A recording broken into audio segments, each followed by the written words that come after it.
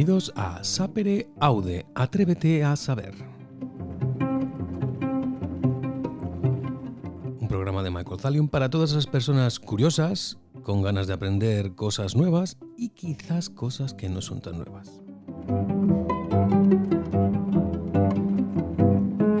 Hoy vamos a hablar de filosofía y bioética del espacio.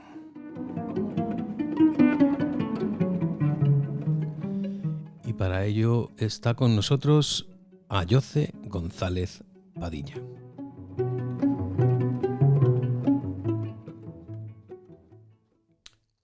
Bienvenido, Ayoce. Muy buenas, Michael. ¿Quién es Ayoce González Padilla? Bueno, es una pregunta un poco complicada porque, si uno reflexiona sobre ello, dar una buena respuesta tiene que ver con conocerse realmente. Entonces, claro, como suele pasar, a veces uno navega entre cierto conocimiento propio con el desconocimiento absoluto de quién es, ¿no? Una tentativa que creo que podría encaminarse es, creo que soy una persona creativa, que le gusta saber, le gusta conocer. Soy también una persona bastante tímida y, poco más. Creo que quién soy también un poco se vislumbra con lo que puedo ir diciendo a lo largo de esta conversación. Acabas de decir que eres tímido. Sin embargo, yo sé que has sido un animal de escenario. ¿O no? Bueno, no sé si animal. Sí, suele ser algo que normalmente suele chocar, ¿no? Porque normalmente la gente suele asociar tu personalidad como artista o tu personaje con tu persona. Entonces, en mi caso, normalmente siempre ha estado diferenciado. Porque, en el trato personal, pues eso, siempre he sido una persona como un poco más tímida, a veces retraída, otras veces no tanto. Y en el escenario, sin embargo, pues es el lugar de expresión y de experimentación donde uno se permite, pues, ser de otra manera. Bien, vamos a empezar por el principio. Tú mismo has dicho que para definirse a sí mismo uno tiene antes que también conocerse. Está la máxima, esta filosófica de Conócete a ti mismo. De hecho, hemos titulado este episodio Filosofía y bioética del espacio. Luego vamos a ver qué es eso de la bioética y luego bioética del espacio, además. Sí. Pero me gustaría que hablásemos antes un poco de por qué terminaste en la filosofía. ¿Qué es lo que te llevó a la filosofía? Sí. Pues mira, a veces tampoco tengo del todo claro por qué.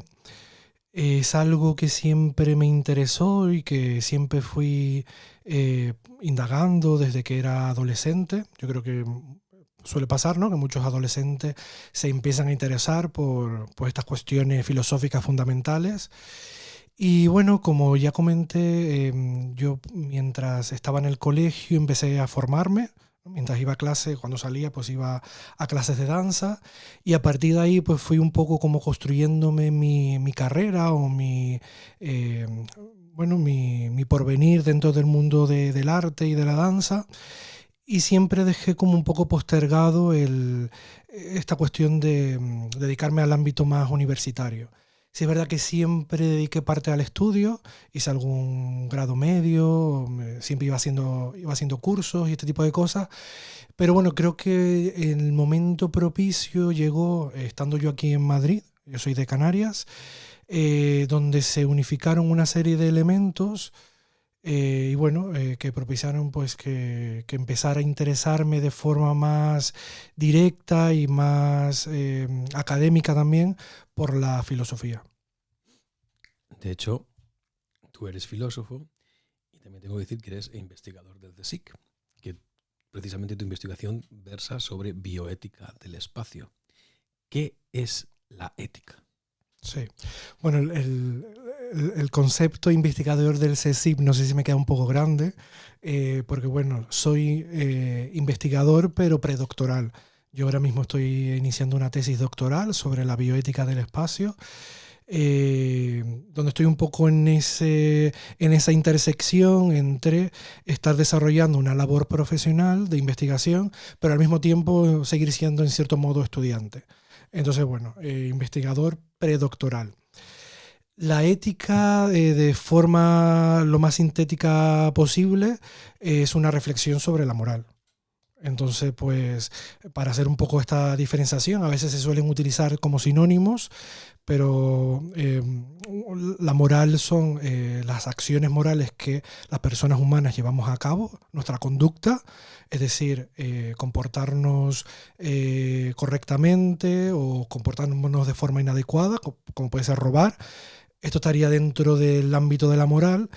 Y la reflexión de por qué robar es bueno o malo, eso ya sería dentro del ámbito de la ética.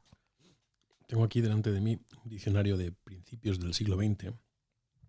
Y me gusta buscar palabras porque hoy en día estamos ya cumplido el primer cuarto del siglo XXI. La ética sí que tiene un papel importante en distintas disciplinas de la vida. La ética permea muchas disciplinas. Y leyendo la entrada que se refiere a la ética en este diccionario que digo que es de principios del siglo XX, dice lo siguiente.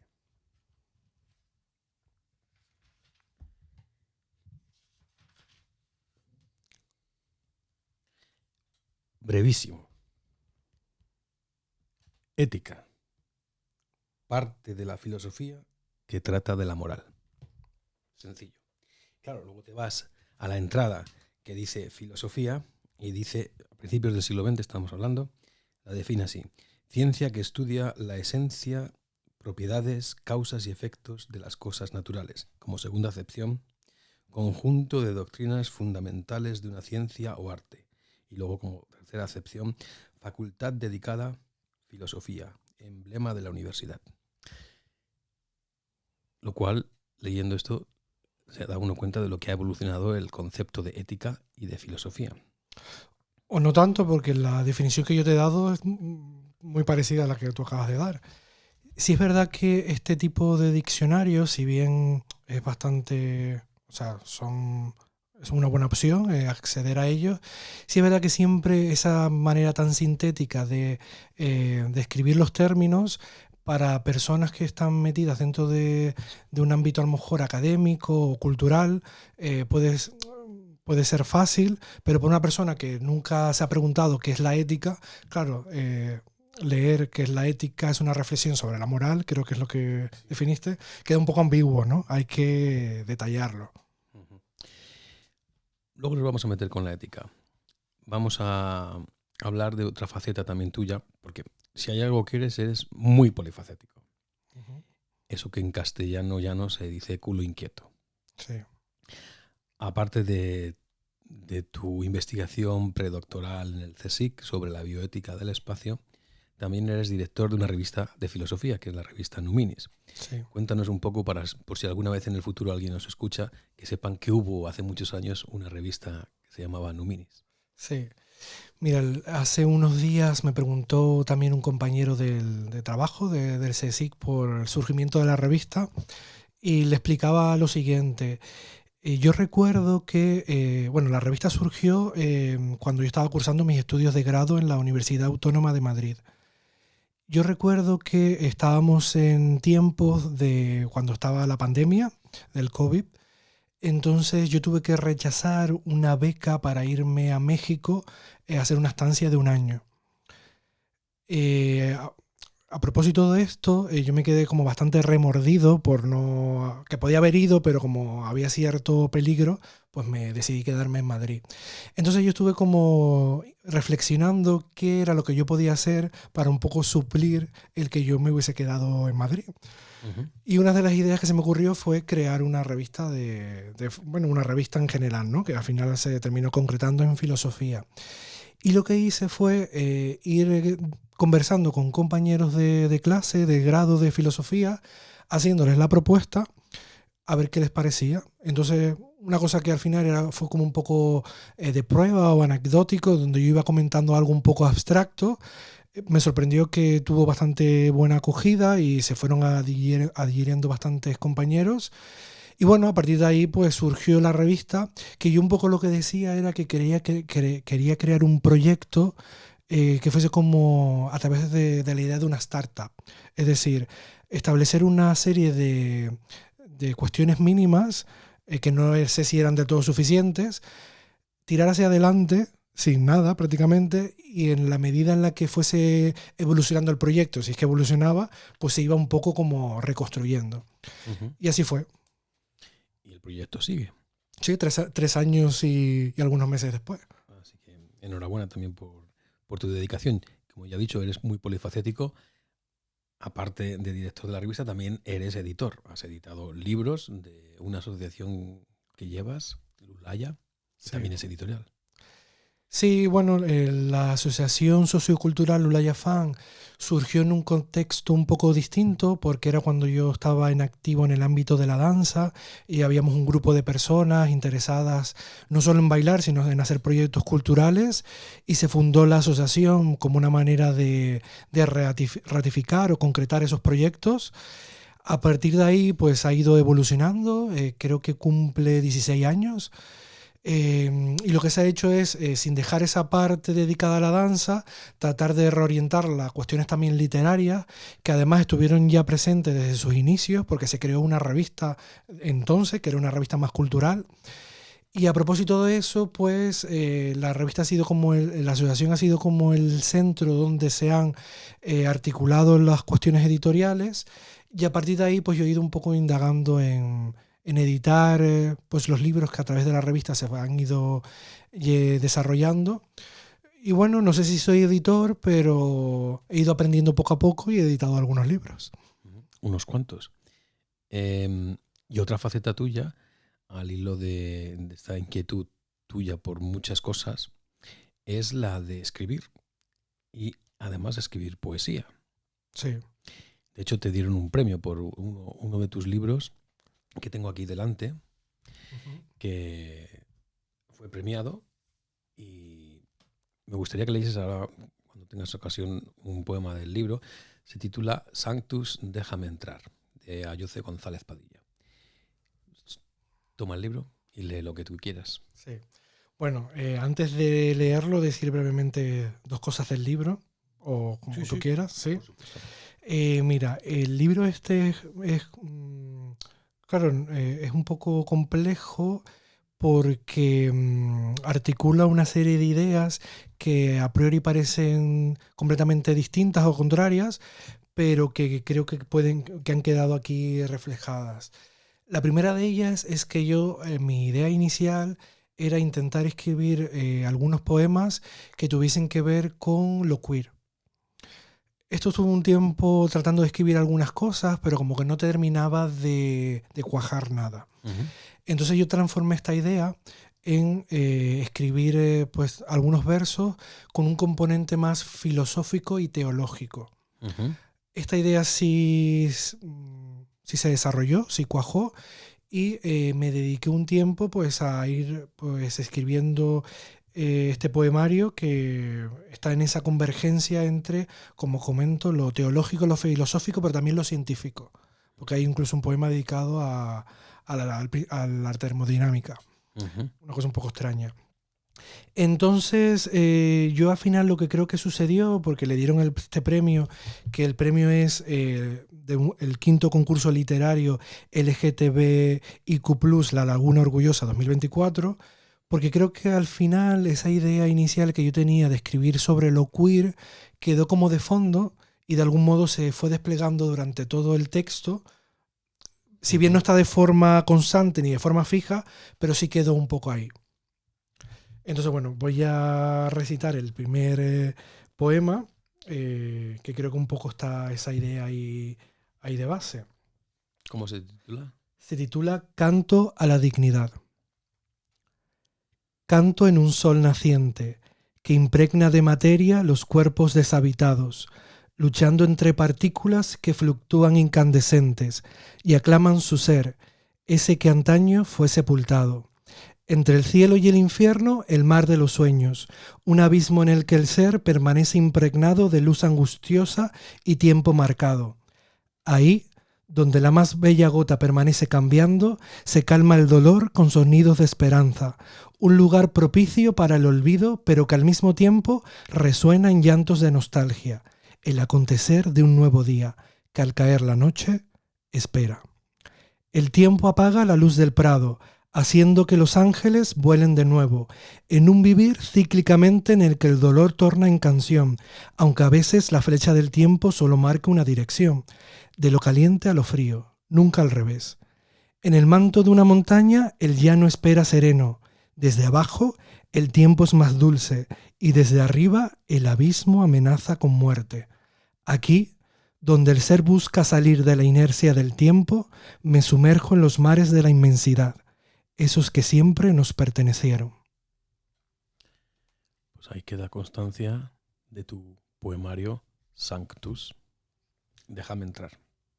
Y has mencionado que hay un trasfondo filosófico y teológico.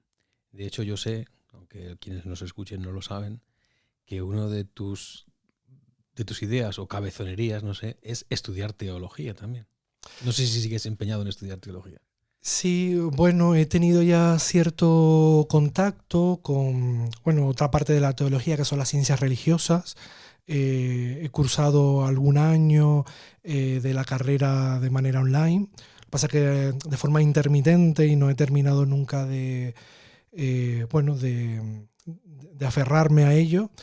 Entonces, la idea sigue presente. No sé si este año o el siguiente trataré de recuperarlo.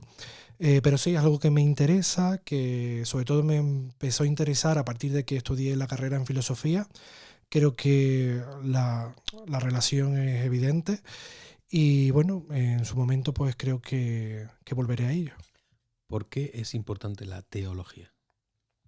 Bueno, porque es una dimensión del humano que se articula con lo divino, que además es algo que en la actualidad, si bien está en cierto modo en decadencia o no se tiene tanta importancia, entonces a mí por lo menos me interesa, ¿no? El pensar la existencia humana y nuestra relación con el mundo, no solo desde el punto de vista meramente terrenal y físico, sino también con esa dimensión espiritual. ¿Y qué tiene que ver la teología con la ética? Bueno, mismamente desde el Decálogo de Moisés, que es donde yo pienso que se empieza a articular la ética cristiana, pues la teología o la religión, las diferentes religiones siempre han sido un marco, o siempre han propuesto un marco ético al cual tú adherirte y conducir tu vida y tus ideales a través de él. Bueno, y llega el momento de entrar en materia de bioética y encima bioética del espacio, que no es cualquier cosa. Sí. Que yo sepa, creo que eres la primera persona que va a hacer una tesis doctoral sobre bioética del espacio. Aquí en España al menos. No sé si es correcta esa información o ya hay gente que la haya hecho. Que yo tenga conocimiento, no. Sería el primero. Pero a veces afirmar estas cosas sí, no queda del todo, confirmado porque nunca se sabe lo que están haciendo otros. Pero parece ser que sí, que hay muy pocas personas en el mundo investigando sobre estos asuntos. Sí sobre la ética del espacio, que es algo similar, pero sobre la bioética en concreto no.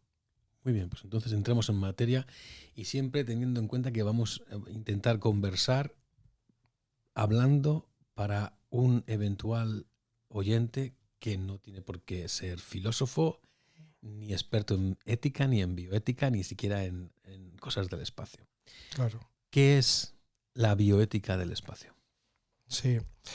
Mira, decir brevemente dos frases sobre lo que es la bioética. Creo que es la disciplina desde la que se parte, es importante.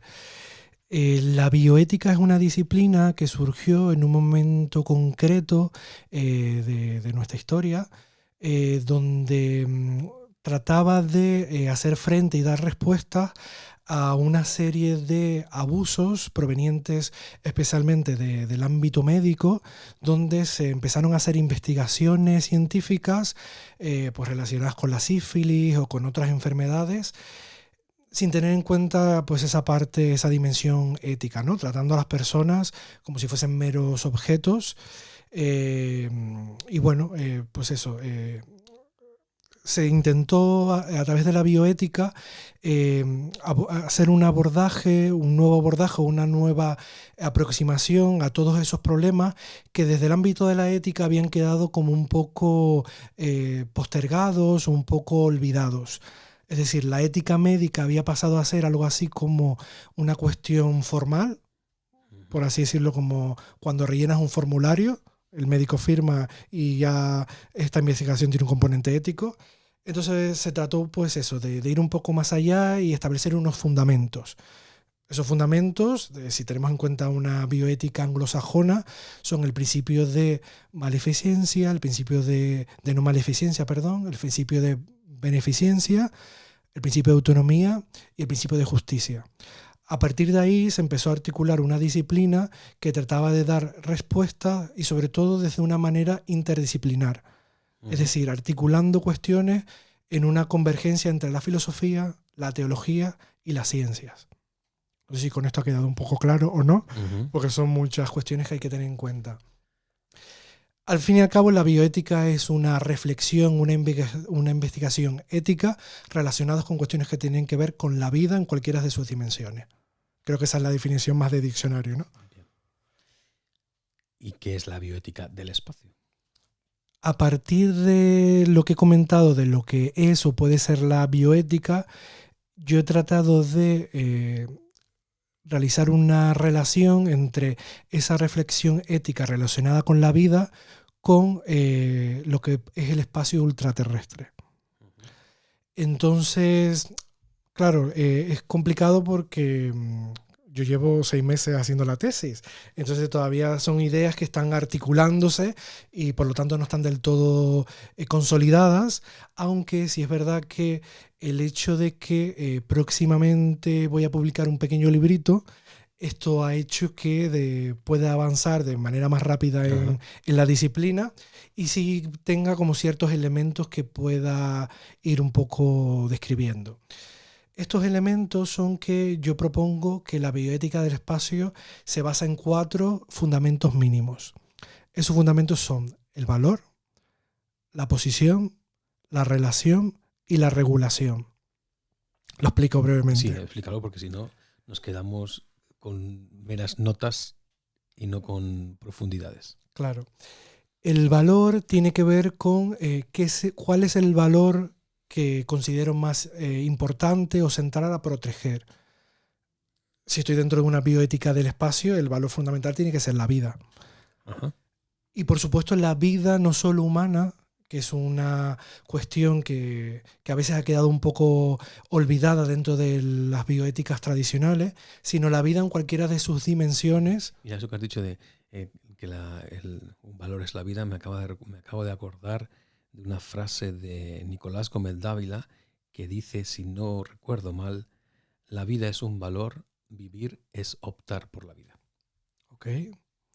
Sí, bueno, también por ejemplo, los filósofos griegos decían que más importante que el valor de la vida es el conocimiento, ¿no? Vivir con cierta certeza de cómo son las cosas. Entonces, bueno, para no irnos, el valor de la vida en cualquiera de sus dimensiones, es decir, se incluye aquí la vida no humana, y además de la vida no humana, donde está inserta los distintos modos de vida, es decir, los ecosistemas, los distintos espacios, el espacio ultraterrestre, los cuerpos celestes, los sistemas abióticos, etc. Esto está en relación con poner como centro el valor de la vida frente a una instrumentalización de la vida no humana.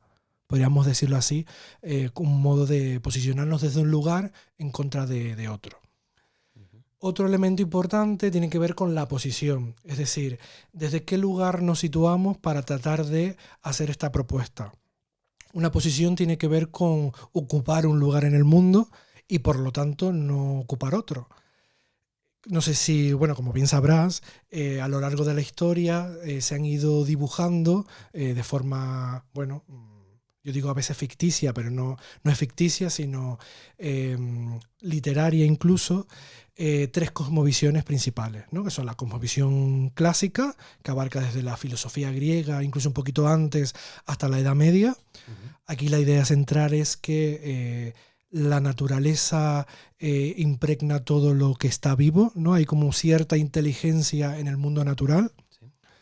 La siguiente cosmovisión sería la mecanicista, que empieza con la Edad Moderna, y tiene que ver con que esa inteligencia no está incorporada en el mundo, sino que está fuera del mismo. Aquí está la idea del dios relojero que actúa fuera del mundo y demás.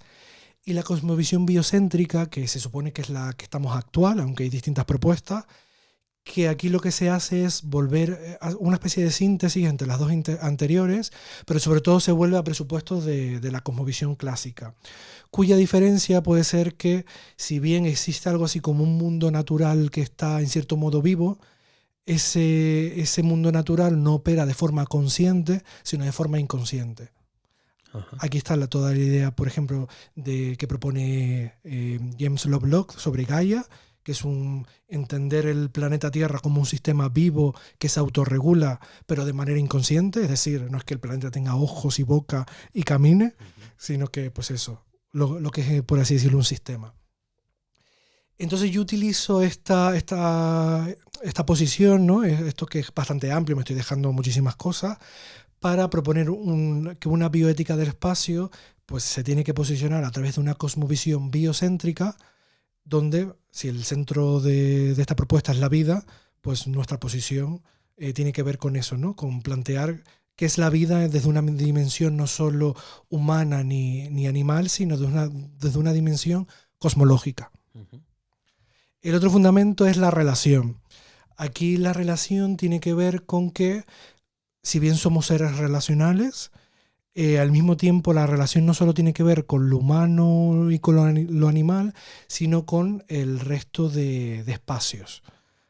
Normalmente se suele entender que lo ultraterrestre y los otros cuerpos celestes se entiende pues la Luna, Marte, etcétera, es en cierto modo lo ajeno, ¿no? Lo que queda afuera. Uh-huh. Y yo lo que propongo es que tanto lo terrestre como lo que queda afuera forman parte de lo mismo. Hay una relación que es una relación de alteridad y no de posesión, porque normalmente se suele entender de que un poco continuando esas lógicas extractivistas del planeta, lo ultraterrestre sea como esa prolongación, ¿no? Donde tanto otros cuerpos como el espacio ultraterrestre en sí mismo acabe siendo propiedad de las superpotencias de la Tierra.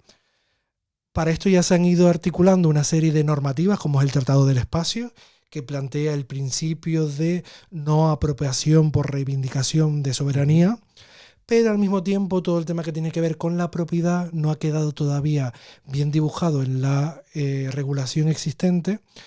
Entonces, bueno, es necesario tratar de reflexionar sobre ello, ¿no? Entender lo que queda fuera de la Tierra no como lo alterno, no como algo distinto, sino como parte de lo propio. Y el último principio es la regulación.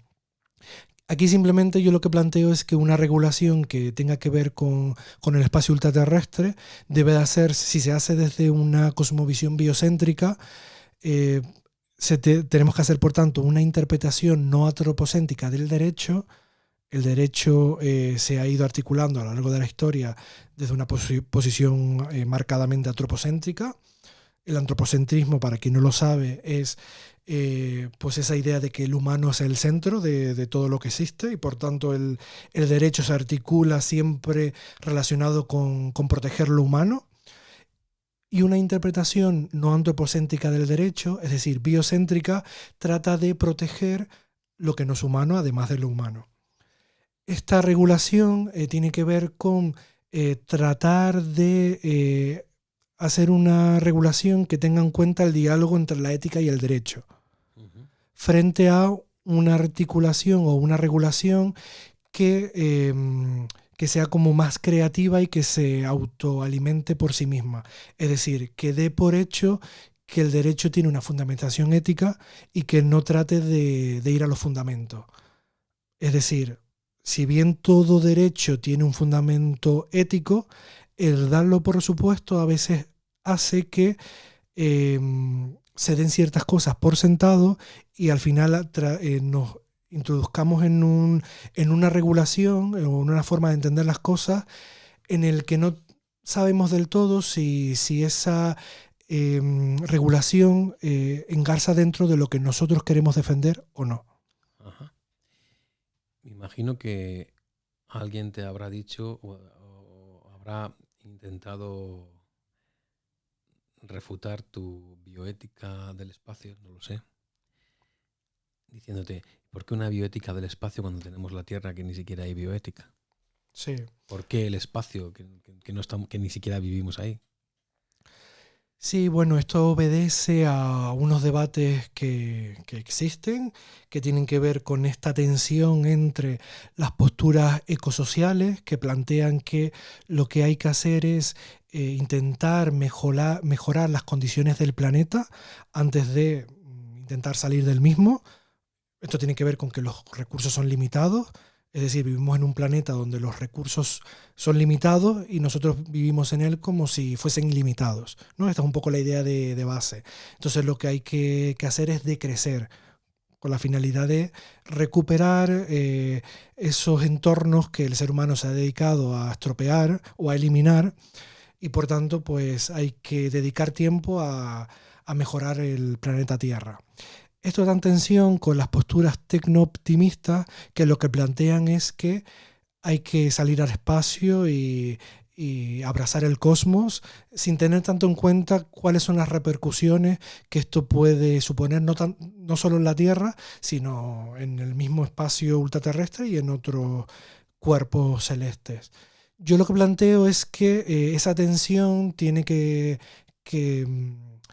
producir un equilibrio. Es decir, no podemos pensar desde una visión terracentrista de quedarnos en la Tierra, sino que sin desdeñar eso y obviamente utilizando los recursos, mejorar la ecología y todo lo que tiene que ver con las condiciones ambientales de la Tierra, al mismo tiempo yo lo que planteo es de qué manera podemos conciliar esto con nuestra expansión al cosmos si es que esto se produce. Ajá. Hace tiempo que tuvimos una conversación al respecto también de la bioética del espacio. Me hablaste de una teoría que proviene de Rusia. Sí, el cosmismo ruso. El cosmismo ruso. ¿Qué tiene que ver el cosmismo ruso con la bioética del espacio? Sí. Bueno, no sé si tiene una relación demasiado directa. Yo sé verdad que en el texto este que te dije que estoy escribiendo hay un pequeño epígrafe que lo dedico a desarrollar las ideas, sobre todo porque el comunismo ruso surge en el siglo XIX, que es una época donde todavía las tecnologías no estaban tan desarrolladas, y cómo esto se relaciona con cuestiones actuales, sobre todo de mitad y finales del siglo XX, que tienen que ver con las ideas transhumanistas y poshumanistas. Entonces el comunismo ruso lo que plantea es que tiene que haber como una especie, bueno, sí es verdad que es importante decir que no son corrientes unificadas. Es decir, hay distintas propuestas y distintos autores que proponen ideas distintas. Una de ellas tiene que ver con todo el tema de la inmortalidad y de resucitar a las personas relacionadas con el socialismo, el comunismo y demás. Es decir, a diferencia de lo que plantea la religión cristiana, que plantea un resucitar de los muertos, donde yo creo que sobre todo tiene en cuenta una dimensión más hacia futuro, el comunismo ruso plantea que a través de la tecnología debemos de resucitar a los muertos, no solo presentes ni futuros, sino pasados. Ajá.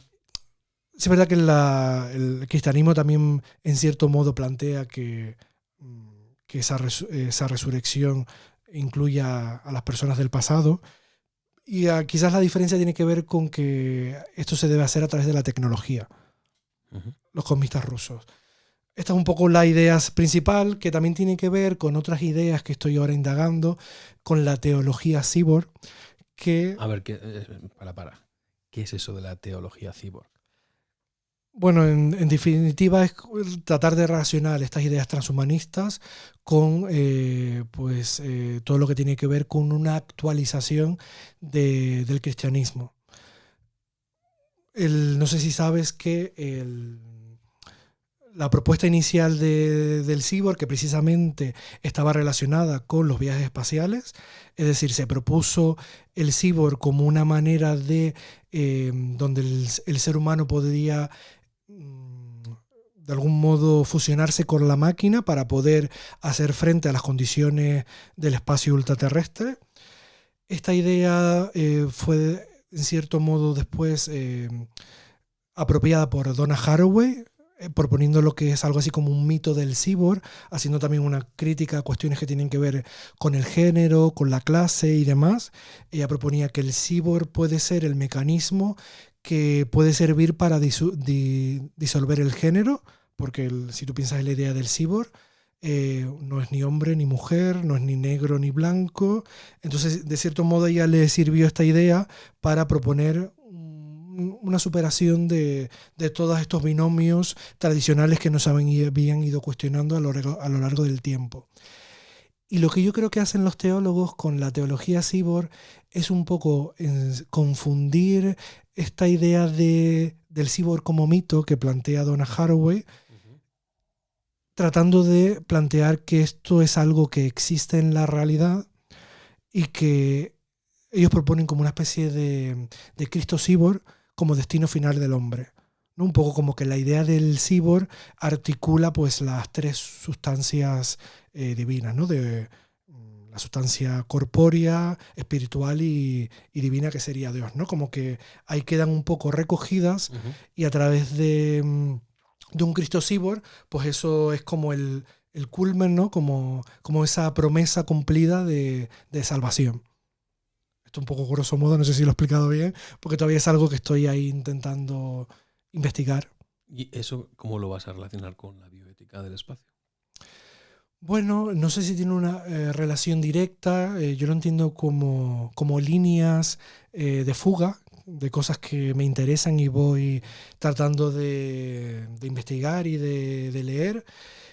Bueno, tiene relación porque al final un cyborg entra en esa convergencia entre lo tecnológico, la vida humana y lo divino en este caso. El cyborg forma parte de esa convergencia, ¿no? Entre un ser biológico que se fusiona con la máquina, que al fin y al cabo también nos hace cuestionarnos si nosotros en cierto modo no somos ya cyborg. Porque mismamente yo ahora que tengo unas lentes de contacto, tú también, además tienes unos audífonos y nos relacionamos con el mundo a través de la tecnología, pues nuevamente los autores suelen decir que en cierto modo todos somos ya cyborg, porque la tecnología forma parte de nosotros mismos. Lo cual me lleva a preguntarte sobre un tema candente que está muy de actualidad a julio de 2025, que es la inteligencia artificial. Sí. ¿Qué opinión tienes de la inteligencia artificial tal cual la conocemos hoy? Bueno, ten en cuenta que a lo mejor algún día, dentro de muchos años, nos escucha alguien y lo que llamamos IA ha quedado muy anticuado, no lo sé. No sé si a lo mejor tan anticuado, pero sí puede ser que a lo mejor vaya hacia otros derroteros y a lo mejor se normalice, ¿no? Todas estas actividades que hacemos en este momento de utilizar la inteligencia artificial para ciertas cosas que nos parecen sorprendentes, yo creo que con el paso del tiempo va a ser como habitual, ¿no? Una de las cosas que se suele referir en este sentido es que quizás el surgimiento de la inteligencia artificial tenga que ver con lo que en su momento significó el surgimiento de la escritura. Ya en su momento Platón denunciaba el surgimiento de la escritura como algo que iba a propiciar el poco cultivo de la memoria del ser humano y por tanto iba a propiciar el olvido de las cosas. Esto es algo que se critica en la actualidad, en el sentido de que la inteligencia artificial está provocando de que no pensemos, sino que cualquier persona acceda y le pregunte a la inteligencia artificial. Hace poco, de hecho, comentaba con un amigo y él me comentó a mí que estaba utilizando la IA como si fuese un terapeuta personal. Esto no solo, o sea, lo he escuchado a más gente. Entonces yo creo que la inteligencia artificial puede servir de forma beneficiosa para ciertas actividades como sintetizar textos, hacer ciertas consultas, incluso para actividades más rutinarias, como puede ser lo que se hacía antes, ¿no? De hacer copies para redes sociales, que era algo como pues una pequeña noticia de qué manera, y tiene que estar ahí el periodista o el gestor cultural redactando a mano algo que es como poner 4 frases. A lo mejor para este tipo de cosas puede ser beneficioso, pero sí es verdad que no puede ser como el suplente del pensamiento. Y por supuesto mucho menos de la escritura. ¿Y eso cómo se logra? El que la inteligencia artificial no supla al pensamiento humano. Bueno, yo creo que lo primero tiene que ver con una responsabilidad que parta de nosotros. Y eso tiene que ver con una concienciación y por tanto con la educación que cada uno de nosotros tengamos. Claro, un problema que está en el centro de todo esto es que muchas personas aluden a que esto propicia también como una mayor democratización del acceso a ciertos asuntos. Por ponerte un ejemplo, si bien anteriormente una página web o un currículum vitae lo sabían hacer ciertos expertos o personas más concretas, hoy en día cualquier persona a través de ChatGPT te puede hacer una página web, te puede hacer un currículum, te puede redactar una carta de presentación, etc. Entonces, esto hace que tanto a lo mejor tú como yo, que tenemos una formación universitaria, como el que no la tiene, pues pueda tener una carta de presentación casi que al mismo nivel. En ese sentido, pues sí es verdad que tiene ese elemento positivo donde permite a esas personas a lo mejor no perderse en la burocracia. Sin embargo, por otro lado, hay que tener presente que la inteligencia artificial no solo te da ciertas respuestas, sino que además se las inventa.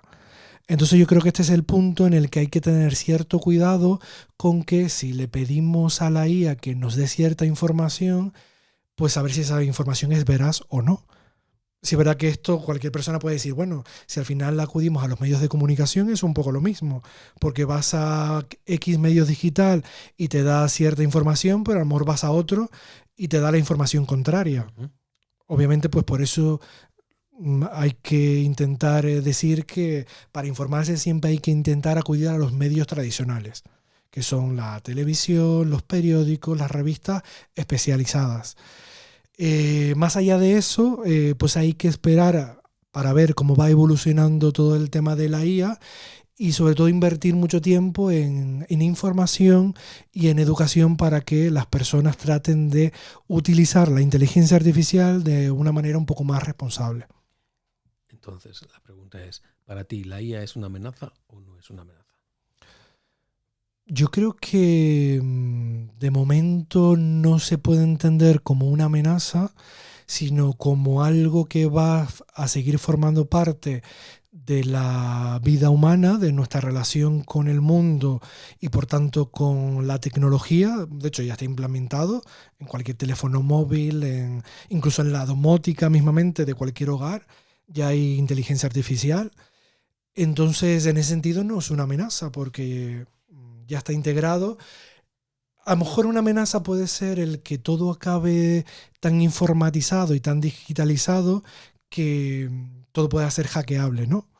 Que esto mismamente se relaciona con los cyborg que hablamos antes, de que si al final incluso acabamos con un chip implantado en nuestro cerebro o en cualquier parte del cuerpo, de hecho ya hay incluso aquí en España gente que tiene ciertos chips implantados pues mismamente en el cráneo, pues claro, si se puede hackear un ordenador, pues también se puede hackear nuestro cuerpo finalmente. Esos son los peligros que pueden un poco aparecer.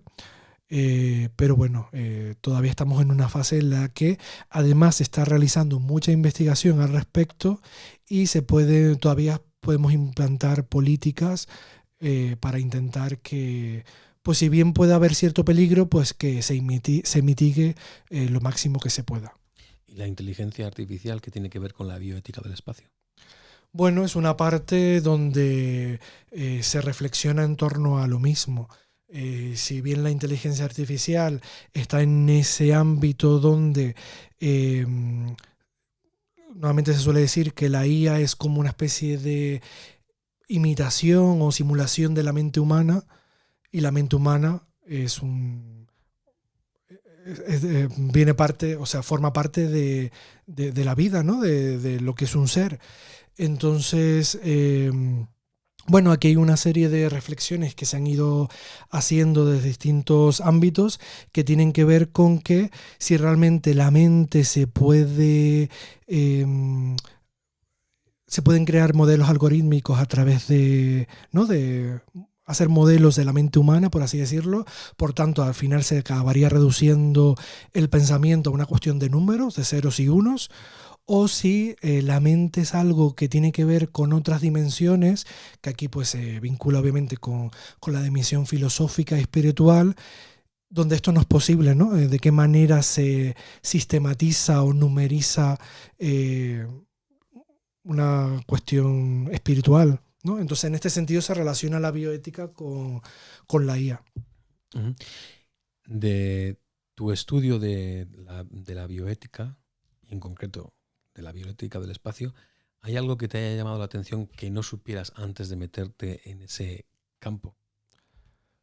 Bueno, que no supiese antes de meterme todo mismamente, porque al introducirte en un campo nuevo, pues todo lo que vayas aprendiendo es nuevo. Uno de los asuntos que... Lo digo porque esta serie de programas, de episodios de Sapere Aude, digamos que el lema es para personas curiosas con ganas de aprender cosas nuevas y cosas que no son tan nuevas. Que no son tan nuevas, claro. Sí, yo creo que uno de los elementos que a mí más me interesa y que puede ser relevante, yo creo que para cualquier persona interesada en cuestiones amplias, es la reflexión por la vida. Es decir, ¿qué es la vida? Entonces, esto se relaciona no solo con la IA, sino también con otra disciplina que es la vida artificial, que es una disciplina que se fue gestando previamente a la inteligencia artificial, que tiene que ver también con si se puede recrear la vida, ¿no? Cuáles son los elementos con los que se puede pues eso, sistematizar y recrear la vida, que al final se relaciona con una pregunta tan fundamental como ¿dónde surgió la vida en este planeta? Si surgió fuera del mismo o si surgió dentro. ¿Y tú qué crees? ¿Surgió fuera del mismo o surgió dentro? Hombre, claro, yo darte una respuesta al respecto es una respuesta aleatoria, por así decirlo. Yo te puedo decir las propuestas que hay. Que bueno, que básicamente pues eso, ¿no? Hay propuestas que dicen que surgió en fuentes termales desde dentro del océano y a partir de ahí se extendió a la Tierra. La otra propuesta es pues la más religiosa, pues que somos creados a imagen y semejanza de Dios. Otras tienen que ver con que pues la vida humana llegó a través de algún meteorito que impactó con la Tierra. Por tanto, al final, esa idea de la que yo hablaba antes de relacionar tierra y espacio, cuando se plantea de que lo que queda fuera de la Tierra es la alteridad, pues fíjate tú si no tiene sentido cuando planteamos que la vida humana o la vida en la Tierra, en cualquiera de sus manifestaciones, proviene de fuera de la misma. Y bueno, otros tipos de respuestas que plantean, pues bueno, otras formas de entender el surgimiento de la vida, pero al fin y al cabo yo creo que estas son las principales. Ajá. Bueno, espero que a quienes nos escuchen les haya quedado claro o meridianamente claro a qué te refieres cuando hablas de bioética del espacio, que suena así un poco extraño, pero que quienes nos escuchen sepan que hay una persona, al menos en España, que se dedica a investigar sobre la bioética del espacio, que eres tú. Vamos a tener que ir concluyendo y, como sabes, hay una sección fija, pero no te voy a hacer la pregunta que le hago a todo el mundo, porque yo sé que entre tus muchas aficiones, una de ellas es el cine. Sí. En concreto, una cosa muy particular dentro de lo que es el mundo del cine. Y en lugar de preguntarte un libro que pudiera recomendar, te voy a pedir que me que nos recomiendes una película que toda persona debería de ver antes de morir. Sí. Pues yo no sé si es más complicado aún que recomendar un libro, porque, claro, películas he visto muchísimas, porque como comentas, colecciono cine en formato físico, que es una cosa que yo también reivindico, relacionado también con todo el tema de la inteligencia artificial, que predice a través de, por ejemplo, Netflix qué es lo que debemos ver. Uh-huh. Yo a través de mi colección de cine trato de que eso que yo quiero ver me lo gestiono yo. Es decir, no hay ninguna ente no humano que me diga lo que tienes que ver. Lo que tengo que ver. Entonces, bueno, respondiendo a tu pregunta, yo te voy a decir mi película preferida, que Venga, no es ni la dale. mejor, ni es una película de culto, ni la mejor producida, ni mucho menos. Sobre todo es una película que yo relaciono con mi infancia. La película es Sister Act 2. Uh-huh. Ahí aparece Guppy Golder haciendo un papel de monja. Tiene dos partes, está Sister Act 1 y Sister Act 2. Yo creo que es uno de esos casos también donde la parte 2 de una película es mejor que la primera. Uh-huh. Y es una película que yo recuerdo ver cuando era pequeño, porque sobre todo plantea esa cuestión de querer dedicarte al ámbito del arte, de la música, pero no encontrar los mecanismos o la manera tanto social como económica como propicia para poder llevarlo a cabo. Ese choque también entre lo familiar, lo religioso, las amistades y demás. Ahí aparece Lauryn Hill como una de las protagonistas, que para mí es una de las cantantes de R&B y de soul, una de las mejores de todos los tiempos, además de Etta James. Y bueno, es una película que yo creo que en mi parte tiene más un componente emocional, de nostálgico, pero que bueno, recomiendo ver porque además hay una calidad musical bastante grande. Ahí aparece la famosa canción de Oh Happy Day. Sí. Uh-huh. Y bueno, a mí me interesa particularmente, sin más. Bueno, y ahora lo mismo que has dicho de la película, un libro que toda persona debería leer antes de morir, ¿qué libro dirías? Yo creo que un libro importante, bueno, te podría decir muchísimos, pero yo creo que uno fundamental puede ser la Biblia. Uh-huh. No tanto, aunque también, pero no tanto realizar una lectura a nivel religioso, sino que cualquier persona que a lo mejor no esté tan relacionada o vinculada con una religión pueda acceder a la Biblia, porque ahí están yo creo que los fundamentos de una cosmovisión que se articuló durante mucho tiempo, que conforma lo que había yo mencionado antes de una cosmovisión clásica, con una cosmovisión mecanicista, pero sin embargo, que es una de las críticas que se suele emplear en la actualidad, una de las críticas a la Biblia es que está escrita en una cosmovisión precopernicana. Entonces no responde a muchos de los paradigmas que están presentes en este momento. Entonces yo creo que en conjunto con la Biblia, un libro que quizás pueda ser interesante leer, fundacional de una forma más moderna de entender el mundo, es El origen de las especies de Darwin. Uh-huh. Bien, y ahora lo mismo aplicado a la música. Una música que toda persona debiera escuchar antes de morir. ¿Una canción o...? Lo que tú quieras. Bueno, yo te podría decir una canción más como de música académica o música Uh-huh. culta, que normalmente es lo que suelen decir. Personalmente a mí me gusta escuchar música soul, R&B, este tipo de músicas que tienen que ver con lo afroamericano, sobre todo porque cuando me dedicaba al ámbito de la danza, sobre todo yo lo que bailaba eran danzas urbanas. Uh-huh. Entonces el tipo de música con el que yo más me identifico.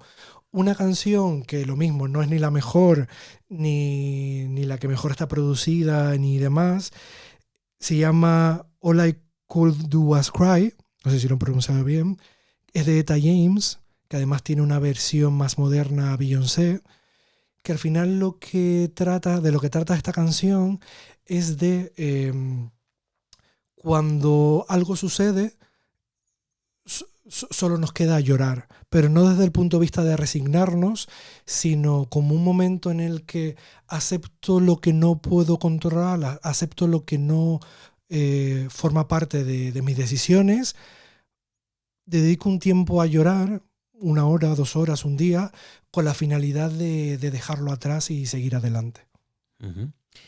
Bien, y ahora una petición. Dado que tú vas a dedicar una parte importante de tu vida a la bioética del espacio, quién sabe si a lo mejor dentro de 500 años hay alguien en el espacio que escuche tu voz en forma de onda sonora y pueda tener un mensaje de Ayoce González Padilla en julio de 2025. Si esa persona te escuchase, ¿qué querrías dejar dicho? Pues no lo sé, la verdad, es un poco... Decirte algo es como un poco, como diría, yo creo que algo, para darte una respuesta y no dejarlo así en el aire, una cuestión que a mí me gustaría preguntar o que esa persona pudiese escuchar es, claro, habría que ver si esa persona es humana o no. A mí lo que me interesa es saber en qué consistía al final la vida.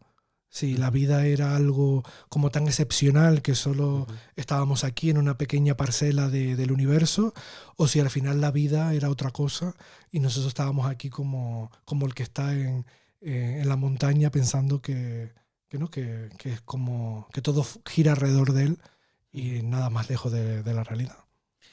Pues, Ayoce, muchísimas gracias por haber participado en Sapere Aude. Ya eres miembro de la familia de Sapere Aude. Sí. Este es el episodio 91. Van unos cuantos, así que muchísimas gracias. Nada, muchas gracias a ti.